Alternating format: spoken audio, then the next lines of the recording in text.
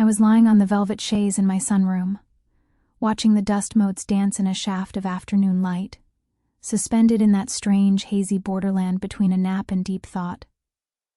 It was a Sunday, the kind that feels like it stretches out into infinity, silent and thick like honey. I wasn't expecting anyone. I rarely expected anyone these days. My name is Meredith, and I've lived in this sprawling, creaky Victorian house on the edge of a quiet lakeside town in Oregon for 20 years. I'm 52. My children are scattered across time zones, living lives I mostly see through digital screens, and my marriage dissolved, quietly, like sugar in hot tea, nearly 5 years ago. I had become an expert in the art of solitude, convincing myself that the silence was peaceful rather than hollow. But then came the sound that shattered the stillness. Not a doorbell, but a knock. 3 distinct, hesitant raps on the heavy oak of the front door. It startled me enough that I spilled a drop of lukewarm tea onto my wrist. I remember wiping it away, frowning, my heart doing a strange little stutter in my chest. Who comes to the door on a Sunday afternoon in 2024? Deliveries are dropped silently, friends text first. This felt analog. It felt urgent. Before I get up from that chaise in my memory and walk down the hallway to answer it, I want to ask you something. Where are you right now as you listen to my voice? I want you to pause and really look around. Are you in a high-rise apartment in Chicago watching the city lights flicker on? Are you in a farmhouse in rural Ohio with the cornfields stretching out into the dark? Maybe you're in London, listening to the rain against the window pane. Tell me in the comments. I want to visualize you. I want to know that we are all connected by these stories, by these little threads of human experience. Okay, back to the hallway. I tightened the belt of my cashmere cardigan, my armor against the drafty house, and unlocked the door. Standing there was Julian. He was the son of the couple who lived in the modern glass and steel house 2 lots down. I had known Julian since he was a scrapes and bruises 10-year-old with a skateboard and too much energy. But the man standing on my porch wasn't a child. He was 29 now, tall, with shoulders that looked like they were carrying the weight of the entire world. He was wearing a suit, which was odd for a Sunday, and his tie was loosened, hanging crookedly around his neck. But it was his eyes that stopped me. They were dark, hollowed out, and filled with a kind of frantic exhaustion that I recognized instantly. It was the look of someone who has been swimming for days and just realized they can't see the shore anymore. "Meredith," he said. His voice cracked on my name. He cleared his throat and tried again. I'm so sorry to disturb you." "Julian?" I stepped back, instinctively opening the door wider. The wind was picking up off the lake, blowing dried leaves across the porch.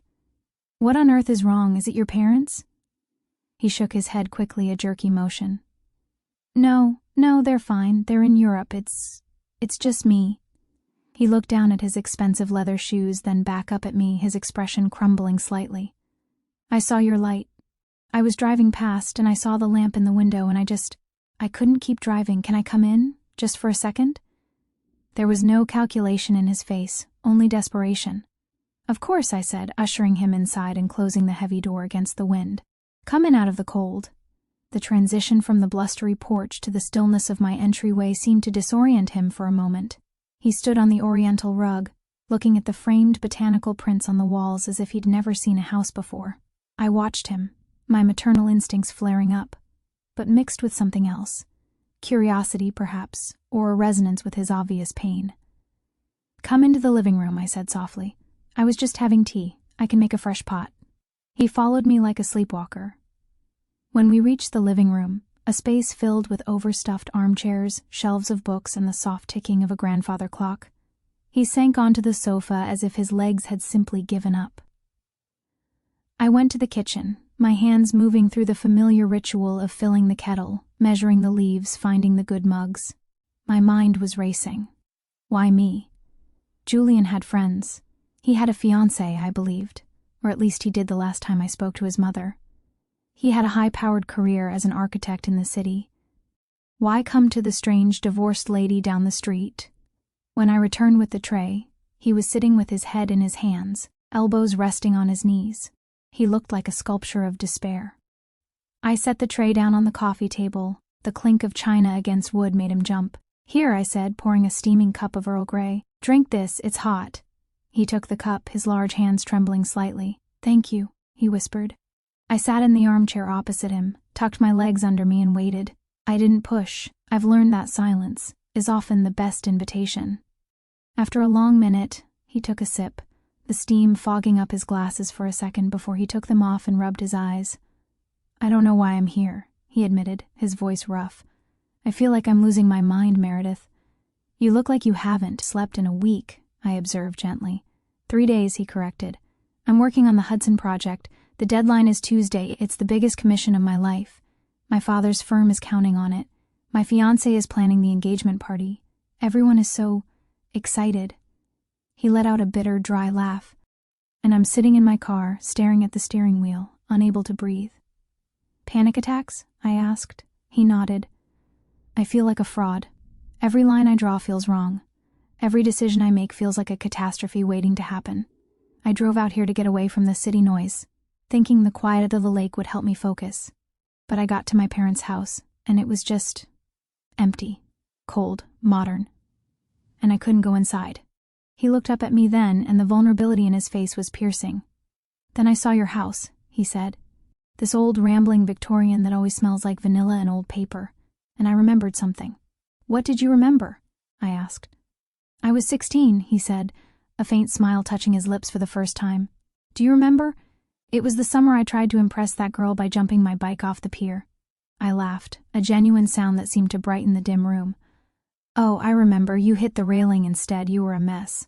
"I was bleeding everywhere," he said, touching a faint scar on his chin. "My dad would have killed me for being so reckless. My mom would have fainted, so I dragged myself and my ruined bike to your back door. You were terrified," I recalled, the memory washing over me in technicolor. I could see the skinny, sunburnt boy he used to be, standing on my patio with blood dripping onto his sneakers. "I cleaned you up with antiseptic and put those butterfly bandages on your chin, and I fed you lasagna." "You didn't lecture me," Julian said softly. "That's what I remembered. You just fixed me up, gave me food, and let me sit in this exact room until I stopped shaking. You told me, 'Bones heal, Julian. Pride heals slower, but it heals too.'" I smiled, touching the rim of my teacup. I suppose I did say that. "I needed that today," he said, his voice dropping to a whisper. "I needed to go somewhere where I wasn't the architect or the son or the fiancé. I needed to go somewhere where I could just be broken, and I knew you wouldn't judge me." I felt a lump form in my throat. It is a profound thing to be chosen as someone's sanctuary. For years I had felt like I was fading into the wallpaper of my own life. A woman past her prime, no longer needed by her children, no longer desired by a husband. I thought my season of being essential was over, but here was this young man, in the prime of his life, telling me that I was the only stability he could find. "I'm glad you came," I told him, leaning forward. "You don't have to be anything here, Julian. You can just sit, you can drink tea, you can crumble if you need to. The floor is sturdy, it will catch you." He looked at me, really looked at me, and I saw the tension in his shoulders drop an inch. "How do you do it?" he asked. "You live here alone in this big house. You seem so whole." "I have everything I'm supposed to want, and I feel like I'm scattering into a million pieces." I sighed, looking out the window where the gray sky was beginning to purple with twilight. "Oh, Julian, I'm not always whole. Some days I'm just a collection of habits holding a shape. When my husband left, I thought I would evaporate. When the kids stopped calling, every Sunday, I thought the silence would crush me. I turned back to him. But I learned something. We spend the first half of our lives building the structure, the career, the marriage, the reputation. We think that's the house we live in. But it's not. It's just the scaffolding. Eventually, the scaffolding falls away, or it rots, or someone takes a sledgehammer to it, and you're left standing in the rubble." "That's how I feel," he said. "Like the rubble is coming." "Let it come," I said fiercely, "because what's left underneath, that's the real you, the part that survives. You're 29, Julian. You're trying to hold up the sky. You don't have to. You just have to hold up yourself." We talked for hours. The afternoon bled into evening. I got up and turned on the lamps, casting warm pools of gold light across the room. We talked about his design, about the pressure of his father's legacy. I told him about my own abandoned dreams of painting, how I had traded a brush for a diaper bag and never quite found my way back to the canvas. I made us a simple dinner, soup and crusty bread, and we ate at the small table in the kitchen nook. The intimacy of it was startling. It wasn't romantic, not in the way the world usually defines it. There was no flirtation, No touching other than a reassuring hand on a shoulder. But it was deeply, profoundly intimate. It was two souls stripping away the masks they wore for the world and saying, "Here I am, this is where I hurt." By the time he stood up to leave, the storm outside had passed, leaving the air crisp and smelling of wet earth and pine needles. He stood at the door looking exhausted, but lighter, as if he had set down a heavy pack he'd been carrying for miles. "Thank you, Meredith," he said. I think I can go home now." "Remember," I said, leaning against the door frame, "the work will be there tomorrow. The expectations will be there. But you don't have to carry them all tonight. Just go sleep." "Can I?" He hesitated, his hand on the doorknob. "Can I come back? Maybe show you the sketches?" I realized while we were talking that I've been trying to design a monument, not a home. "I think I need to start over. I'd like to show you." My heart did that strange little stutter again. "I would like that very much, Julian." He left, and I watched his taillights disappear down the driveway. I locked the door and turned back to my quiet house, but it didn't feel empty anymore. It felt like it was humming. I went upstairs to my bedroom and looked in the mirror. I saw the lines around my eyes, the silver threading through my hair. But I also saw a spark that hadn't been there that morning. I wasn't just a relic in a big house. I was a harbor. The next few days passed in a blur of anticipation. I found myself humming as I gardened. I went to the market and bought fresh flowers, arranging them in the foyer. I felt foolish, like a teenager waiting for a phone call, but I couldn't help it. It wasn't that I was falling in love with Julian. That would be too simple and too cliché. It was that I was falling in love with the version of myself that existed when he was around, a version that was wise, useful, and seen. He returned on Thursday evening. It was raining again, a soft, steady drizzle typical of the Pacific Northwest. When I opened the door, he was holding a large leather portfolio case, shielding it from the wet with his body. "I redrew it," he said without preamble, a grin splitting his beard. "I scrapped the whole facade and started over." Come in," I laughed, stepping aside. We went straight to the dining room table this time. He unzipped the case and spread out large sheets of drafting paper. I'm not an architect. I don't know the technical terms for load-bearing walls or cantilevers. But I know art, and what lay before me was beautiful. The rigid, imposing structure he had described on Sunday was gone. In its place was something organic, something that seemed to rise out of the landscape rather than dominate it. It used glass and wood and stone in a way that felt welcoming, sheltering. "It's breathtaking," I whispered, tracing a line with my finger. "It's inspired by this house," he said, watching my face closely. "And by what you said, about the scaffolding versus the real structure. I wanted to build something that felt like a deep breath, like a place where you can take off your armor." He pointed to a small detail in the corner of the drawing, a window seat overlooking a garden. "That's the sanctuary nook," he said. "I designed it with you in mind, the way the light hits your sunroom." I looked up at him, and the air in the room grew heavy and still. "Julian," I said softly, "you didn't have to do that." "I did," he said intensely. "You saved me on Sunday, Meredith. I was in a very dark place. You pulled me back." He reached across the table and took my hand. His skin was warm, his grip firm. "I feel like I can talk to you in a way I can't talk to anyone else," he confessed.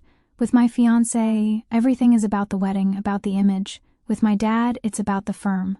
With you, I'm just Julian." "And I'm just Meredith," I said, my voice trembling slightly. "Not mom, not ex-wife, just me." "I don't want this to be a one-time thing," he said. "I want to be able to come here, to talk, to just exist in the same space as you. Is that weird?" I looked at our joined hands on top of the architectural plans. It was unconventional. Society would have plenty to say about a 52-year-old divorcee spending her evenings with a 29-year-old engaged man. They would call it a scandal. They would call it a crisis. But looking into his eyes, I didn't see scandal. I saw connection. I saw two lonely people who had found a frequency they both understood. "It's not weird," I said firmly. "It's necessary." We fell into a rhythm after that. He came by twice a week. Sometimes we talked about his work. He would show me samples of stone or fabric, asking for my opinion on textures. Other times, he would ask about my life. He made me dig out my old sketchbooks from the attic. "You're good," he told me one night, flipping through a charcoal study I had done 20 years ago. "Why did you stop?" "Life," I shrugged. "Diapers, PTA meetings, dinner parties. There wasn't room for the charcoal dust." "Make room," he said.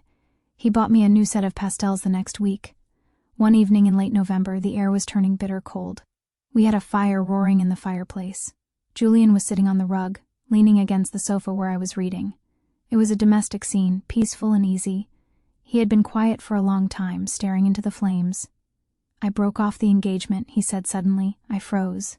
The book lowered slowly to my lap. "Julian, what?" He didn't look at me. He kept watching the fire. "I did it last night. She's a wonderful woman, she really is. But she's in love with the architect. She's in love with the man who's going to take over the firm. She doesn't know the man who sat on your floor and cried." "Did you tell her why?" I asked, my heart hammering. I was terrified he would say my name. I was terrified that I had become the wedge in his life. "I told her that I need to figure out who I am before I can promise myself to someone else," he said. He turned to face me then. "I didn't tell her about you. Not specifically. But you're the reason I was brave enough to do it. You showed me that living a life that looks perfect on the outside but feels hollow on the inside is a slow death." "I didn't want you to blow up your life," I whispered. "I didn't blow it up," he said, standing up and moving to sit next to me on the sofa. "I saved it. I'm moving out of the city. I'm going to take a sabbatical from the firm. I might start my own small studio, maybe here, by the lake." He turned his body toward me, his knee brushing mine. The proximity was electric. "Meredith," he said softly, "I know there's an age gap. I know there's a life gap. I know people would talk. But I have never felt more connected to another human being than I do to you." He reached out and touched my face, his thumb tracing the line of my jaw. It was the same gesture he had used to describe the curve of a building, with reverence and appreciation for the structure.